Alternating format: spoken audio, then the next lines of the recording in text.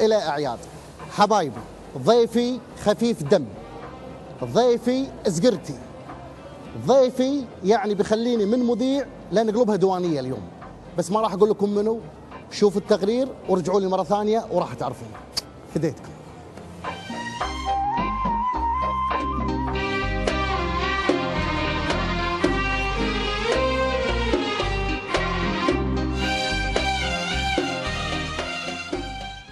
أذيناكم، تعبناكم، دوخناكم، شقيناكم واحنا عالم ندخل فيه. يبا دوروا ناس تقدركم. احنا ما شو صايرين، احنا اصلا مو مترقعين. واحد يسوي نفسه معصب، واحد يصارخ يدور مصب راسه شطول يدور مصب، واحد يكذب وواحد ينصب. عفي عليكم كل هالضحك وما مليتم، احنا نضغطكم ملينا بس ملينا. ودي افهم ليش ما تعمر بلادي، ليش ما تتغير اشكال المعاهد والمسارح والنوادي، ليش صار البوق عادي، ليش صار الشب عادي، ليش صرنا بكل شيء احنا الاخير وصار عادي، ليش زحمه بكل مكان، ليش هوشه بكل مكان، ليش فوضى بكل مكان، ليش صرنا لما نطلع يا نوقف أو نمشي على حارة لمان. عمري ما كنت أتصور إن في يوم بيجيني هم والقى الهم يكبر وسط عيني. عمري ما كنت أتصور إن حتى الفجر بعدك ينطفي ولونه يتغير، وإن دمعي يصير أكثر وتنطفي شمسي بعيني. عمري ما كنت أتصور. بيدنا نرفع علمنا ونبقى شي بهالعلم، بيدنا نوصل بلدنا ونرجع نقود الأمم، بيدنا لكن بشرط إن نرمي كل مصالحنا ونتركها بعيد. طائفة، حزب وتجمع، حلف تيار وقبيلة، كل هذا ما يفيد، كل هذا ما يهم، لأن الكويت الأهم تبقى الكويت الأهم، وهي الكويت الأهم.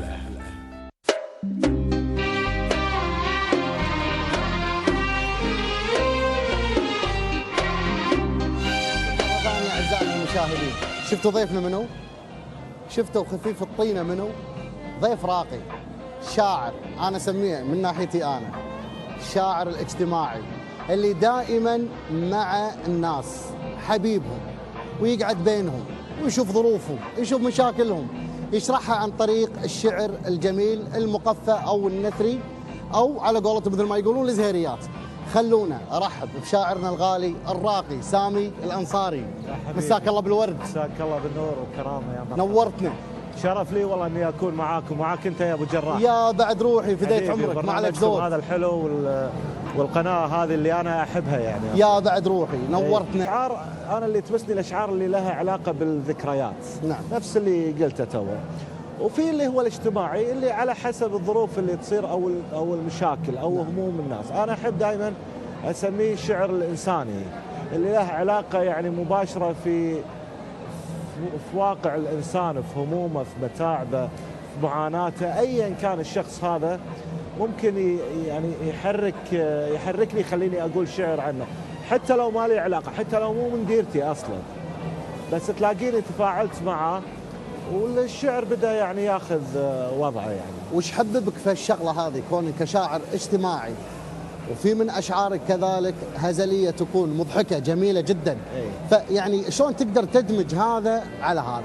اجتماعي بس في ما شاء الله فكاهة، في روح مضحكة. هو هذا الشعر الساخر. الشعر أنا الصوت واضح لأن أنا لا واضح، أحس بلوية عادي. إحنا بالمباركية على الهواء عادي.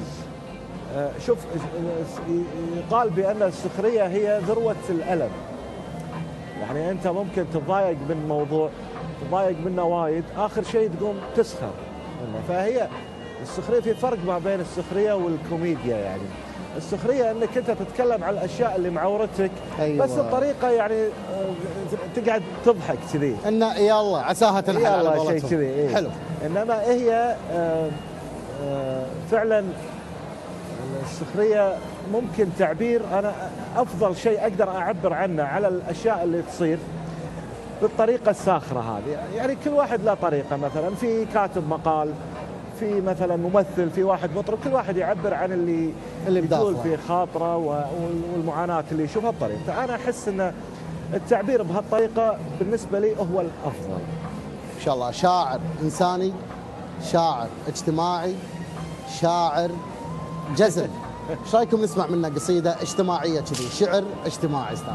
زين، نقول لكم اجتماعي، يعني خلينا نقول شيء اجتماعي وعاطفي شيء بنفس الوقت، يعني ما ادري، بس هو دام دشنا في السخريه خلينا نقول مثلا: يا ساره وينك يا ساره، هالعيشه صارت بخساره، قلتي لي باكر تبتحلى وتدور الدنيا دواره، يا ساره وينك يا ساره، هالعيشه صارت بخساره سارة.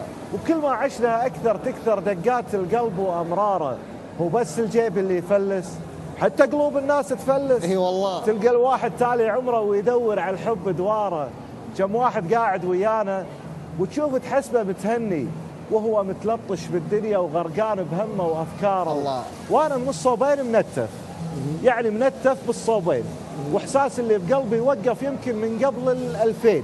الله. ولو قصدك حساب الدانة ما فيه الا هال50 حاجزهم من 7 سنين. الله. يمكن هالدنيا تضحك لي مره واربح لي سياره، او يمكن حظي يسويها واربح لي منهم مليون.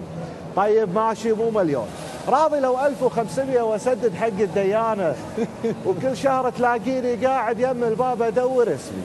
7 سنين ادور اسمي، 7 سنين وكل اسامي العالم تربح الا اسمي. ما ادري اغير بنكي ولا اروح اغير اسمي. طيب يعني اغير اسمي شو اسمي نفسي؟ جيفاره؟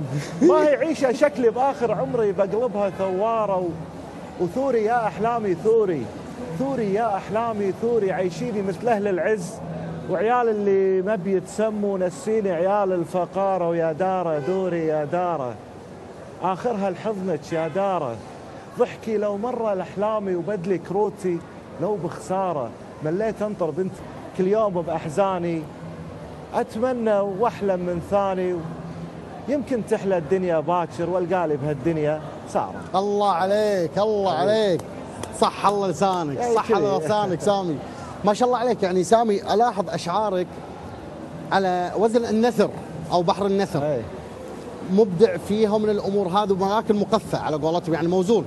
طيب وينك عن الاشعار نقول مثلا النبطيه؟ نبطيه، شوف احنا اول شيء يعني خلينا نمر مرور سريع على مثلا الشعر. مثلا الشعر النبطي طبعا مثل ما انت عارف اللي هو وزن وقافيه معروفه. زين، يطلع منه تفريعات نفس الزهيري وغيرها، ونفس الشعر التفعيله اللي انا اقوله. نعم. طبعا شعر التفعيله نمر على مرور سريع شديد. يقال بان نازك الملائكه هي اول وحده كتبتها في الخمسينات. انا عندي تحفظ كبير على الموضوع هذا. نعم. ليش؟ لأن لو تطالع تلاقي مثلا سيد درويش مثلا وعبد الحمولي وهذول الناس، نعم، غنوا الشعر هذا من سنة 1900 مثلا، فشلون يعني كان قبل.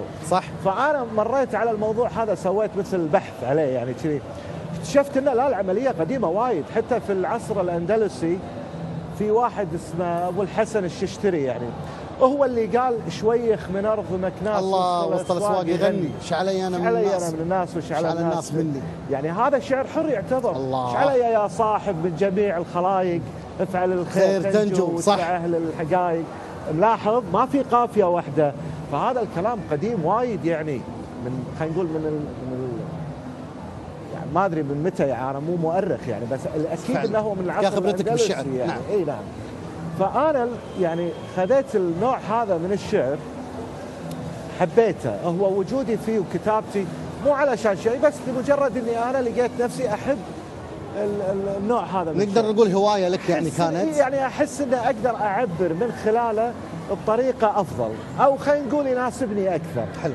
لأنه يعني أنا ما أحس بملل. هو أصلا الشعر هذا حتى أول ما بدأ كانوا يسمون مثلا، طلعوا شيء اسمه الموشحات مثلا. موشحات إيه نعم. موشحات هذا طلعوه على أساس أنه يكسر الملل في الشكل التقليدي. نعم. على حسب اللي قريته يعني. أنا بالفعل يعني ألاقي عيوني حبيبتي، سأليني أنا كل شيء ضيف فيه. حياتي كل شيء فيه. حياتي. شوف هذه هي سجيه المباركيه. ايش قلت لكم ساعه على سجيه مساء؟ على سجيه حبايبنا واهلنا. عرفت؟ فاقول لك انا لقيت ان الموضوع هذا يناسبني يعني. نعم. فعلشان كذي بديت اكتب فيه، وبعدين يعني الموضوع هذا يجرني حق موضوع ثاني، بانه هو في اكثر من فن. يعني في مثلا خلينا نقول شعر التفعيله، في المونولوج. صح. المونولوج اللي هو كان يقدمه مثلا نعم. اسماعيل ياسين وغيره. نعم. نفس اللي تقول شنو؟ في ناس بتكسب ولا تتعبش، وناس صح. بتتعب ولا تكسبش. فهذا شيء موجود من زمان. انا اللي سويت يعني دمج. نعم. خذيت المونولوج، خذيت شعر التفعيله، خذيت الستاند اب كوميدي، خذيت المونودراما، فدخلتهم كلهم شيء، سويت لي ميكس كامل. ميكس يعني، ميكس يعني حلو. ما بينهم هذول كلهم. وفي المسرحيه اللي انا سويتها، مسرحيه شعريه كان من قبل سنتين يعني، وهو كان عرض ساخر. يعني تقريبا انا رسخت فيه الموضوع هذا، ان الحمد لله قدرت اني انا اسوي الفكره اللي كانت براسي. نعم. الفكره كانت هو انشاء يعني انا ما ابي اقول كلام كبير، بس خلينا نقول انشاء شكل جديد حق كتابه تناسبني. شلون؟ يعني اجيب مثلا، تخيل انت الحين مثلا في جبن مني، في مرتديلا مني، في انت تجمعهم تسوي بيتزا، تسوي لك بيتزا خاصه فيك. اكيد. كذي انا سويت. حلو. جمعت المونودراما، جمعت ستاند اب كوميدي، جمعت المونولوج مع الشعر التفعيله، وسويت لي خلطه فيها، خلطه كذي خاصه فيها. وشلون كان صداها مع الناس؟ وشلون كان والله يعني مثل ما انت شايف الحمد لله يعني رب العالمين. بارك هو الناس يحبون دائما الطريقه السهله البسيطه. شلون انت توصل الشعر طريقه وايد سهله. يمكن هذا السبب انهم يحبوه، يمكن ما ادري. بس طريقتك سامي ما شاء الله يعني، والله ما اجاملك، والله الله اللي يعلم يعني وشاهد، تدخل القلب والسلسه ومفهومه وواضحه. والله شفت الكلمه هذه انا تسوى عندي الدنيا وما فيها. انا حقيقه والله العظيم ما جامل والله فيها حقيقه. وايد احصل ناس بالمكان. يعني انا قاعد ادخل عليك بالتواصل الاجتماعي، قطع كلامك بالخير، نقول مثلا الانستغرام، قاعد اشوف تعاليق الناس، قاعد اشوف مثلا اراء الناس وياك، وهذا بدام باب بطلناه اخوي سامي، خلينا ندش حق التواصل الاجتماعي حبتين. اراء الناس لك سواء بتويتر، انستغرام، شلون شايف حب الناس حق سامي او انتقادات الناس؟ والله انا اقول لك مساله انه يجيني واحد يقول لي انت تدش القلب، هذه تسوى عندي الدنيا وما فيها. فعلا. والله صحيح يعني فعلا. لما بديت ادش يعني، اول بدا تويتر وبدا انستغرام وسناب شات وكذا، بديت احس انه في تفاعل وايد كبير. بديت احس يعني بصراحه يعني اقول لك بديت احس بمسؤوليه. شنو نوع المسؤوليه هذه؟ اول شيء انت ما تقدر تقول اي شيء. قبل انت تقول شعر يسمعونك 200 300 واحد بس. صح. الحين تقول نص مثلا ممكن يوصل حق الكويت كلها. صح. فلازم تكون في بعض الفيهات اللي احنا نقولها يعني شباب يعني. نعم. قاعد بمخيم ولا شيء نقول يعني ما اقدر اقولها بالهذا، فاقعد اقصص. لان احنا شلون عرفنا سامي الانصاري؟ عن طريق الفيديوهات. صح. اللي ما شاء الله تقعد مثلا بديوانيه او بمخيم او بالبر او كذا. وفيك ميزه وايد حلوه كان خير وايد على السجيه ترى انت. طبيعي. اللي هني يطلع هني. يعني على قولتهم لا حد يزعلك بيوم وتحطه براسك. اللي بالقلب يطلع. اساس الشعر الساخر هذا في انك انت تكون وايد طبيعي. نعم. وايد بسيط. نعم. تكون شعبي مثل ما الناس يحبونه، هو الكاركتر هذا كذي. نعم. فاقول لك صار في تفاعل وايد كبير يعني، سواء كان على انستغرام ولا سناب شات ولا هذا. فهذا يخليك اول شيء تحس بالمسؤوليه. الشيء الثاني يخليك على طول لازم تكون في المود، لازم تقدم جديد. حلو. لازم يعني لازم تتخلى عن اشياء وايد ثانيه بحياتك. على فكره كنت لاعب بلياردو يعني الله. لاعب بلياردو زين بعد. الله. زين. فلقيت ان الموضوع هذا ممكن ياخذني من الشعر. طيب ايش ذنب الناس اللي مثلا يا سووا لي حتى لايك مثلا، ياك واحد ضافك، ياك واحد قال لك كلمه حلوه، تخليهم وتروح حق هوايات؟ لا والله اجابلهم، لازم اجابلهم. صح ولا لا؟ صحيح. اذكر مسفر الدوسري، شاعر الكبير اللي انا احبه طبعا. مسفر الدوسري من رواد الشعر التفعيله. قعدت معاه العام الشتاء العام، والله من الكلام اللي قال لي يا عورني راسي. يعني قاعد يقول لي سامي انت عندك، يعني اسمح لي اقول لك الكلمه هاي، قال لي انت عندك موهبه، حرام انك انت تسكت وما تطلعها حق الناس. لازم تسخر كل امكانياتك وكذي علشان ان شاء الله انه يعني هو يكون صادق بكلامه، ان شاء الله اني انا استاهل المكان هذا، لكن انا قاعد اجتهد والله. جزاه الله خير، ان ننصح في زمن قلت النصائح لا فيه على والله قولتهم. الحمد لله انا بعد بالمميزات اللي عندي اني انا محاط بين اصدقاء الحمد لله رب العالمين، كل واحد فيهم يعطيني نصيحه من صوب وكلهم صادقين، وحتى الشعراء على فكره، يعني انا اسمع من قبل يقول لك ان الشعراء والله بينهم بين بعض في حسد في وايد حسد حب وايد. بس انا شخصيا ما لمست الشيء هذا، سبحان الله من رب العالمين ما بس لمست. سامي يمكن نقول انك انت غير، تختلف عنهم تقريبا، ما لان أدري، انت يمكن اشعارك هذا غير. يمكن هذا سبب. يعني ما شاء الله مميز بهالامور، ولا هانوا الشعار ما شاء الله احنا لان متعودين عليهم، بس إيه. انت ستايلك غير. اي اقصد كل ما يعني قعدت مع شاعر مثلا تعرفت عليه جديد، القاه انه قاعد يعطيني يقدم لي النصيحه الصادقه الحلوه، يعطيني الكلام المشجع. الحمد لله رب العالمين انت تكون محاط بناس ايجابيين، يعني هذا بالاضافه حق اصدقائي الثانيين. نعم. يعني تكون محاط بهالناس الايجابيين، فهذه نعمه وايد كبيره، والحين صاروا جمهوري هم اصدقائي يعني. الله اكبر. يعني انا حتى ابي اعتذر الناس اللي انا ما اقدر ارد عليهم، والله العظيم انا ودي ارد على واحد الله اكبر. واتشرف فيهم كلهم، انما انا الحين الحمد لله ان اصدقائي صاروا وايد. تبارك يعني الرحمن ما اقول جمهوري، تبارك يعني حبايبك وربعك وناسك على قولتهم. إيه ربعي صاروا وايد الحمد لله يعني. طيب قبل لا نسمع قصيده عندي سؤال، ومهم هالسؤال استاذي يعني سامي، كونك من المشاهير في السوشيال ميديا بشكل عام. أي.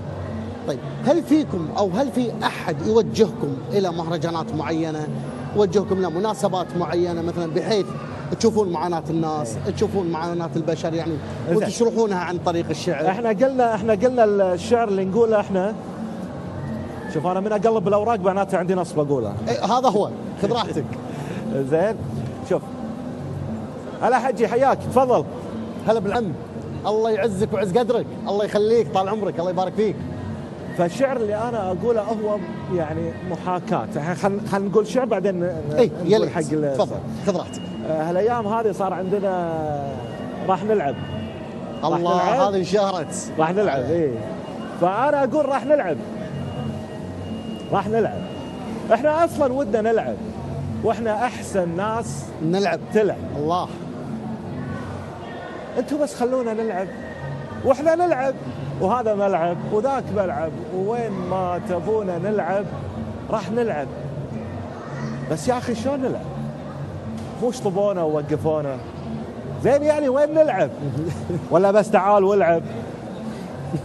والله خايف اخرتها نلعب بهم الغلابه، الله، نلعب بحلم التعابه، ونحط اقوال، لكن كل هالاقوال فينا نكتشف بأننا فزنا بس فزنا علينا. بس الله. تدري دام قالوا راح نلعب احنا اصلا ودنا نلعب، واحنا احسن ناس تلعب. انتوا بس خلونا نلعب واحنا نلعب. الله عليك حبيبي، الله عليك. كلمه قلتها من ساعه شطر عور قلبي والله. شنو لما قلت والله لما قلت لك انت عسجيه شعرك يدخل القلب. اي يوم تقول نلعب فزنا بس فزنا علينا. اي والله تذبح. يعني هو تذبح. تدري يعني احنا ما نبي نتكلم بالموضوع هذا وايد، بس انا واكيد وايد يشاركوني يلاقون بحرقه لما يلاقون ناس من اخوانك عندهم مشكله مع اخوانك. فعلا. اي فانت ودك انت، كان عادل امام يقول احنا لا مع دون ولا مع دول، صح. احنا مع يعني احنا معانا يعني، صح، مع بعضينا على قولتهم، واخوان وربع واهل وكذا، ونمون على بعض، صحيح. ونقعد نعاتب بعض. فودي انا يعني انا ما ادري شلون هذه تصير ولا ما تصير، بس انا ودي نكون متصافين بدرجه ان نكون احنا كلنا مع بعض، فما نحط اقوال لكن كل هالاقوال فينا. الله. ونكتشف بان فزنا بس فزنا علينا. اي يعني الله عليك. لو سالناك شاعرنا الغالي الجزل، وينك على الزهريات؟ زين، قبل الزهريات خلينا نرجع حق سؤال في وايد مهم قلته، اللي هو اللي مشاهير السوشيال ميديا والامور. اي نعم صح وكذا. شوف في كلام وايد يصير بان ناس ومشاهير وكذا ممكن يكونون موجهين، يعني مثلا في ناس تكلمهم على اساس انه يتكلمون بالموضوع هذا او يخلون من الموضوع هذا راي عام وكذا. نعم. انا حقيقه ما شفت بعيوني، يعني ما شفت بعيوني واحد مثلا قبض فلوس علشان يقول شيء او علشان يسوي شيء. يمكن يكون فيه ويمكن يكون ما في، نعم. الله اعلم يعني. بس انا مثل ما تقول خذيت الموضوع هذا يعني من أصرها على قولتهم بالبداية، وقلت يا جماعة أنا شعري مو للبيع، أنا ما راح أبيع شعري حق أي شخص أيا كان يتوافق مع مبدئي. أنا أكتب عنك من هني لما تقول بس الله أكبر. بس أنا ماني مستعد أخالف مبدئي وأقول أي شيء ما أقوله. فعلشان كذي العالم عارفين يعني طريقي وعارفين مبدئي ومحترمينه للأمانة. حلو. اي وما يبقى مثلا موضوع ان في بالسوشيال ميديا يسوون دعايات وما دعايات. بالعكس انا اشوف ان هذا حقهم. انت عندك قناه سواء بالسناب شات وبالهذا، انت عندك قناه يجي لك مثلا واحد يقول لك والله ابيك تسوي لي دعايه، حق مشروع يعني ما فيها شيء. يعني انا اشوف ما تبي تتابع لا تتابع. صح. كيف نفس الحين لما مثلا تجيني قناه وايد حلوه وانا احب اطالعها وتحط دعايه بالفيلم، زي حطت لي فيلم يا مذيعين اخبار صح يعني صح حط لي هذا، ما تبي قوم روح سوي لك شاي سوي لك شيء وتعال بعدين طالع. بس انت كونك كمشهور من المشاهير واشعارك مميزه، ما يعني مثلا ما يالك مثلا عرض مني ولا مني؟ بلا هالامور هذه يصير. مو احنا شنو نقول؟ يجيك واحد يقول لك مثلا اتكلم على الشيء هذا، اتكلم على الشيء، طالما ان الشيء هذا يتوافق مع مبادئي، يتوافق مع الاشياء اللي يحبونها عيال ديرتي. يعني انت ما تعاني من الزحمه مثلا؟ اكيد طبعا. انا نفسك اعاني من الزحمه، الله. فاروح اكتب عن الزحمه. ما ودك ان منتخب الكويت يوصل كاس العالم؟ اكيد. انا نفسك نفس الشيء. فانا شنو اي اقولها؟ فلنفترض انك انت جيتني بيوم قلت لي يا اخي سامي اكتب طيب عن مثلا شو اقول لك مثلا، اكتب عن المراجعات والاذيه واللي تصير. فانا يعني انا نفسك متضايق من هالشيء. زين شلون تستلهمها؟ شلون؟ يعني انا ترى على فكره انا شاعر. ايه على فكره يعني بس يعني اعترف قدام الناس، بس ما تطري ببالي او ما يطري ببالي مثل ما انت تسوي اسوي، ما اقدر. شلون تستلهمها انت ما شاء الله عليك؟ ما ادري، انت يمكن تسوي شيء ثاني بطريقه ثانيه احلى. عرفت؟ هو كل شاعر، مو كل شاعر، كل انسان له طريقه يمتاز فيها. شوف انا يعني عندي قناعه ان داخل كل واحد فينا كل اللي بالسوق مشاعر، لان شاعر مو شرط شاعر عنده شيء ما حد يقدر يؤديه بنفس اتقانه هو. صح. لكن شنو الشيء هذا؟ شلون يلقاه؟ ممكن تكون انت يعني ترسم، ممكن انت مقدم برامج، انا ما اعرف اسوي نفسك.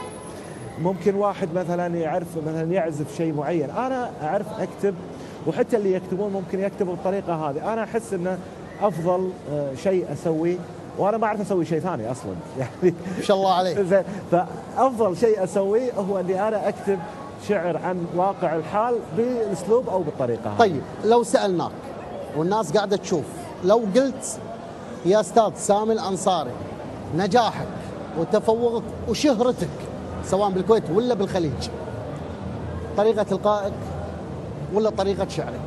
مع ان الاثنين كل واحد اقوى من الثاني، بس أي. انت وين تشوف نفسك؟ طبعا هو توفيق من الله سبحانه ودعوات الوالدين يعني، مع ان الاثنين ما شاء الله. ايه ما ادري، انا اشوف انك انت ما تقدر يعني ما تقدر تفصلهم عن بعض، هم مكملين حق بعض. خل احنا قاعدين نفكر مع بعض يعني الحين. أكيد. يعني تخيل انت ممثل طالع على المسرح عنده نص مكتوب، هو النص مهم صح؟ صحيح. والطريقه اللي يقول فيها النص لازم تكون مقنعه حق المشاهد. صحيح.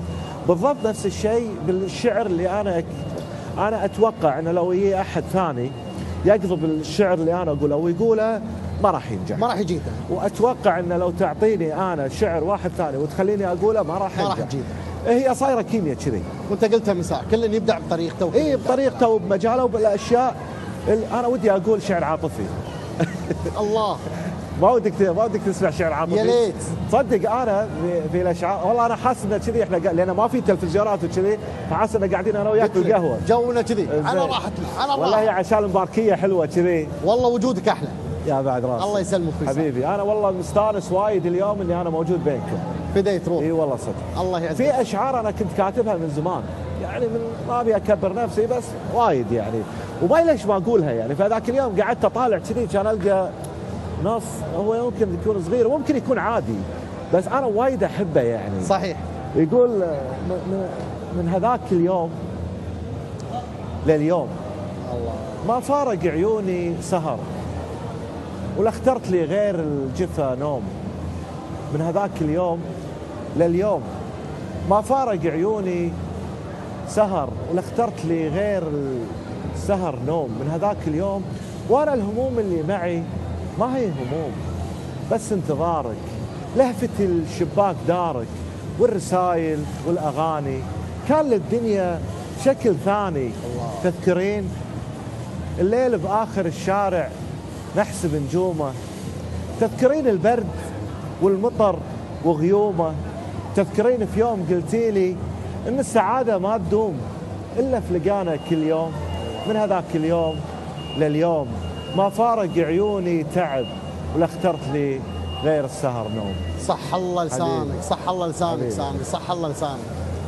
برافو عليك سامي. في احدى لقاءاتك ذكرت انك كنتم في احدى الندوات افتكر، وقلت فيها نص نقول قله من الجماهير يعني حاربوك عليه او كذا لانه فهموه غلط. اول شيء قلت قلل من الجماهير ولا قله؟ قله. اوكي. ايه. حاربوك عليه وعلى بالهم انك تقصدهم وكذا وانت هو شوف مو بهالطريقه. خل اشرح لك الموضوع. الموضوع اني انا كنت في ندوه عند ناس معينين، طلبوا مني اني انا احضر واقول شعر. انا رايي انه هو المكان مو مهم، المهم انت شو تقول. صحيح. يعني انا مسائل عن ما اكتب تقوله فعلا.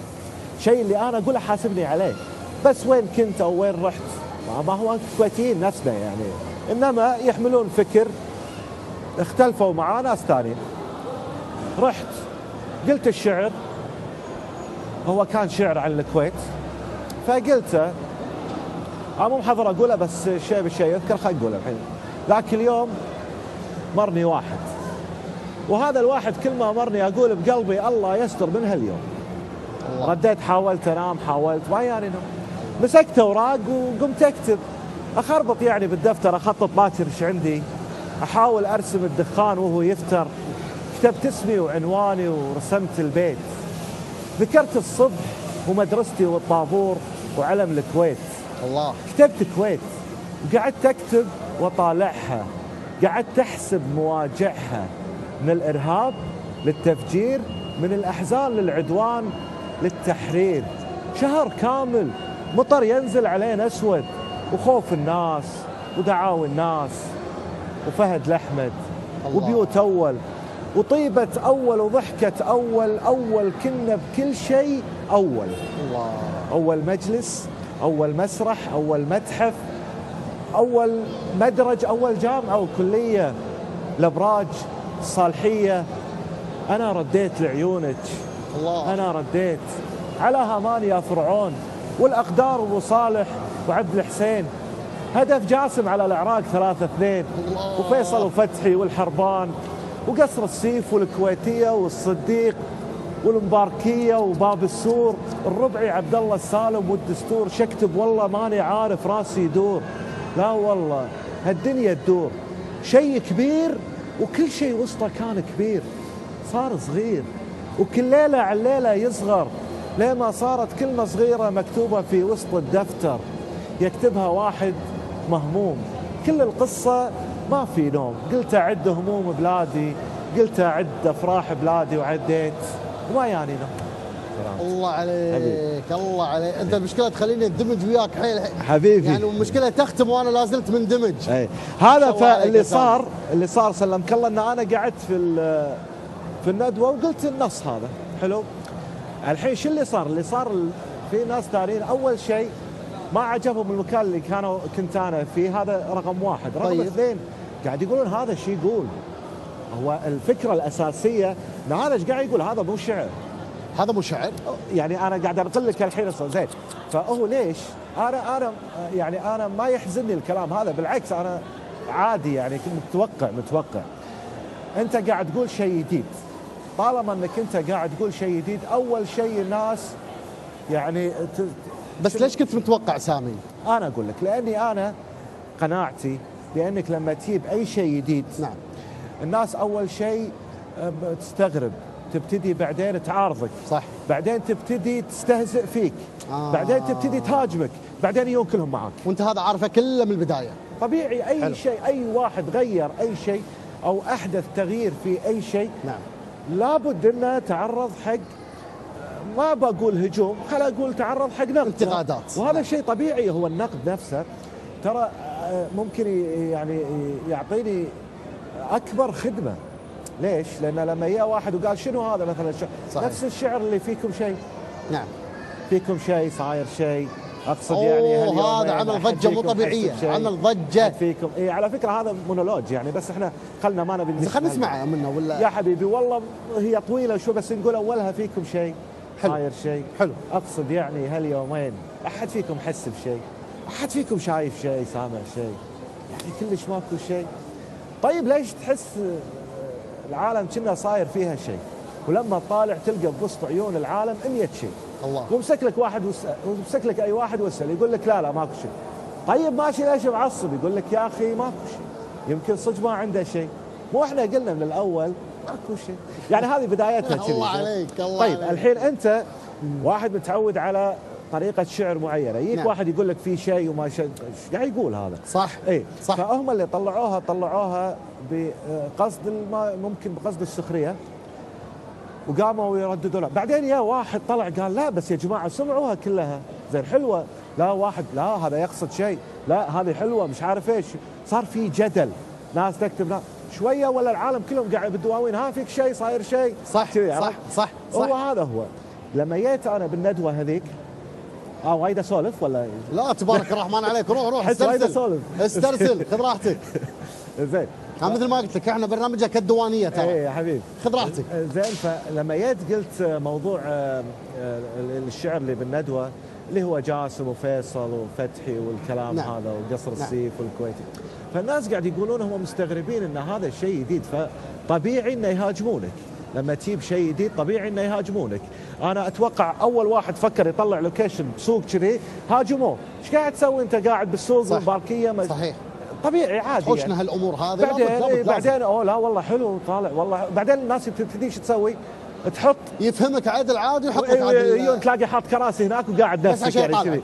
اي عرفت؟ اي فهذا طبيعي. انا كنت متوقع وصار، بس بعد المرحله انا خلاص عديت مرحله مثلا السخريه، ولو انه حتى لو الحين في ناس مثلا يضغطون عادي يعني. انت لما الحين تسوي اي شيء ناس يضغطونك عادي يعني. على قولتك ايش قاعد تقول انت كذي؟ عندي ربعي ناس قراب سامي ايش قاعد تقول انت؟ عادي وايد عادي يعني. مع انه مفهوم ما شاء الله عليه. حتى لو كان هو ما يحب شعرك هو صح مو فاهم بس يعني صح. ما يحب زين واحد يجي يا اخي انت هذا ما احبك شلون يعني عادي يعني ما يزعلك المفروض الشيء هذا عرفت؟ صح زين ففي ناس لا والله قاطه نفسها يعني ثقلها انها قاعد تدافع. الله اكبر. وقعدت انا محمد نفيعي شاعر الله يرحمه يعني هو من اعظم الشعراء السعودي. الشاعر هذا يعني بتويتر قام يدافع عني بطريقه وايد كبيره من غير ما اعرفه، من غير ما يعرفني يعني. من الحلال وهو من اكبر الشعراء رحمه الله عليه يعني. جزاه الله خير الله يرحمه. ففي ناس ايضا مثلا يعني ما ابي اذكر وايد انه هم وايد يعني. زين لو سالناك سامي، نعم، الشعر خلاك تنزف قهر، خلاك تنزف دمع؟ لا بالعكس، هو ممكن يكون كلفك؟ لا هو ممكن يكون ريحك وايد، لانك انت بالاخير لقيت لك طريقه تعبر فيها عن اللي بداخلك. انا قبل لا اكتب بهالطريقه كنت احس اني انا مثل اللي مطموط، عندي شيء ابي فيك شيء صاير شيء. لا بالك من نفسك عندنا شيء بس شلون يا اخي يعني ما تدري وين تقوله، ما تدري شلون. الحين في قنوات فتح يعني، حتى خلينا نتكلم يعني حتى السناب شات تويتر ديوانيات لما تروح مني المجال هذا عطاك انك انت تقعد تعبر عن اللي بداخلك وانت مرتاح. صار في متنفس، نفس مثلا العازف اللي مثلا قاعد وضاق خلقه وكذي قام يعزف بروحه بروحه يعطيه مقطوعه كذي على الراحه. يفرغ. هو لازم تكون عندك طريقه بالنهايه تعبر عن اللي بداخلك. نعم. طيب ولو قلنا مثلا الشعر ومحشوم من هالكلمه والكلمه عاديه ما فيها شيء، لكن تسال مجال فني عامه، الشاعر الفنان المطرب، الشعر وكلك عيش. اي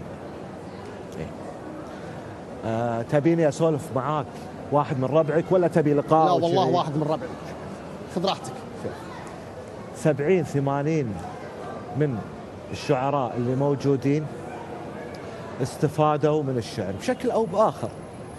الحين هل معناته اني انا قاعد انتقدهم؟ ابدا، لا، في استفاده مشروعه وفي استفاده غير مشروعه. يعني مثلا لما تجيني الحين تقول تخليني اكتب عن شيء انا ما اقبله وما هو من مبادئي، لكن انت اعطيتني على قولتهم خشب الدينار واكتبه، لا هذا عيب، صح، غلط، انت خالفت مبادئك عشان الفلوس. لكن انت مثلا كشاعر رحت بأمسية ومثلا خليت الأمسية هذه بتذاكر، مع شيء جديد أنا سويتها من قبل، ممتاز. اعتبر ان هذا شيء مشروع، انت قاعد تقدم حلو. فن فعلا. والفن هذا انت تعتقد بانه هو مو اقل من باقي الفنون. مثلا اللي يروح يغني ولا اللي هذا قاعد ياخذ تذاكر، ليش انت شاعر ما تاخذ؟ زين، في واحد هو شاعر ومعروف وكذا عنده فولو وايد، يا واحد قال له حط لي الدعايه الفلانيه ما فيها شيء.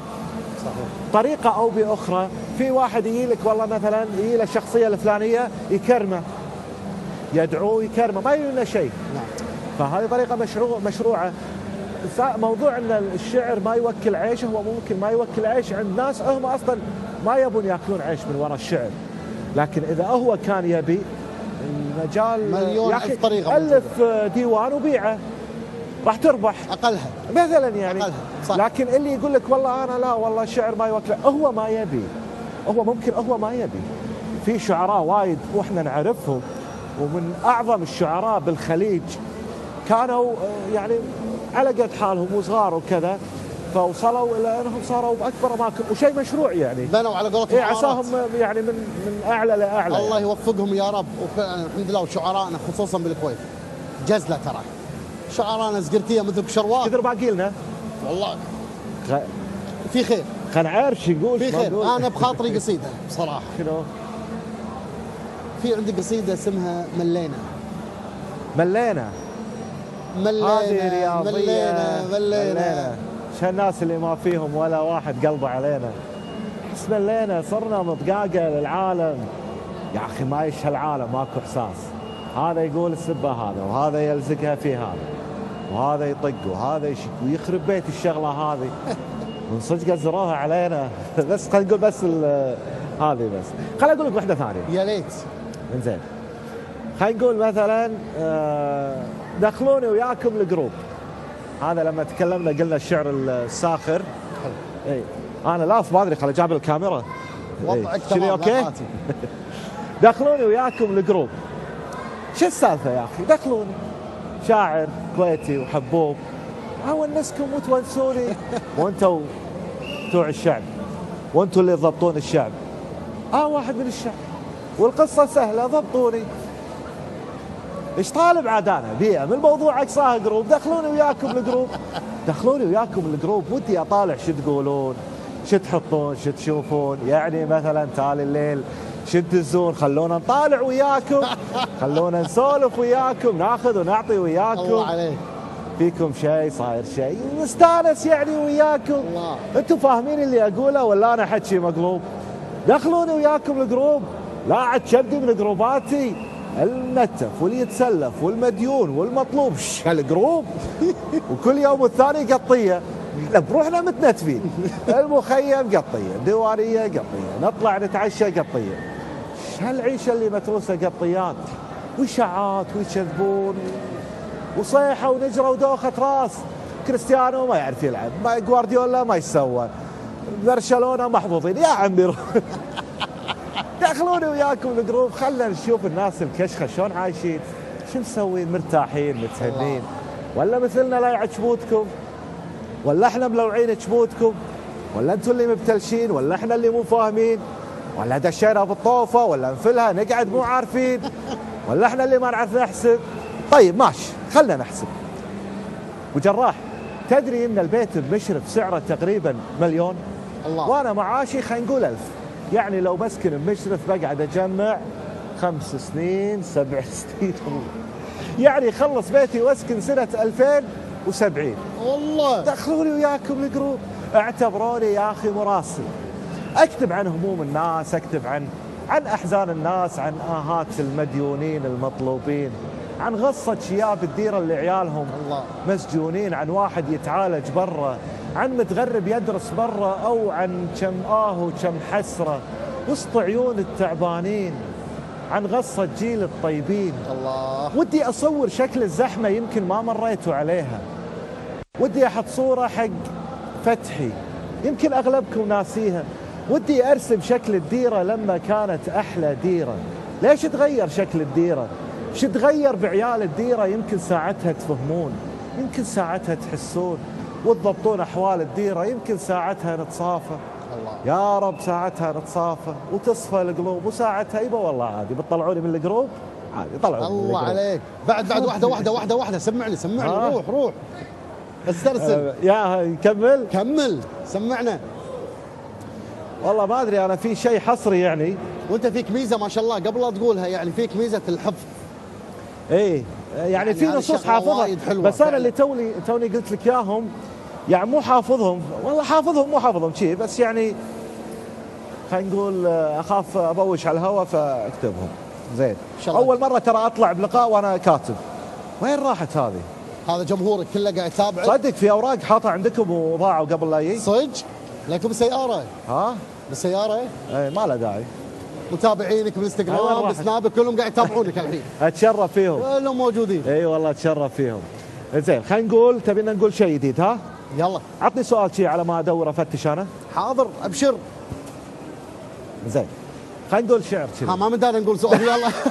لقيت له رقم ايش اسوي؟ اي زين. يلا. لا قول اسال. عادي نبلش؟ اي تفضل اسال. ما فكرت تسوي يعني عمل مثل ما انت قلت من ساعه انك سويت مسرحيه من قبل سنتين تقريبا؟ اي صح.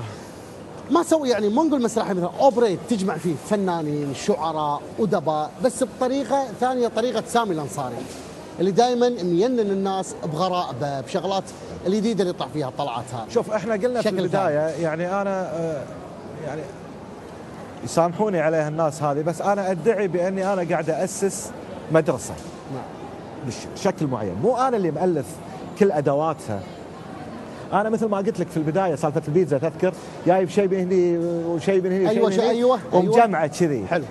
قلت لك ان انا جبت المونولوج وجبت الشعر التفعيله وجبت الشعر الساخر وجبت الستاند اب كوميدي وجبت المونودراما وطقيتهم بالخلاط كذي وطلع لي شكل جديد اللي هو قاعد تسمعونه. انا قاعد افكر الحين اني انا حتى لما اسوي عرض ما لقيت له اسم للحين، بس هو عرض ساخر. نعم.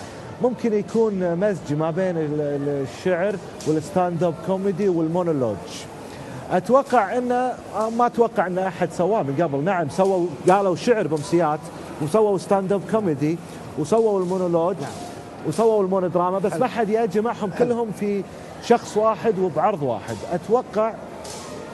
اتوقع بان العرض هذا يعني سويت عرض قبل سنتين كان اسمه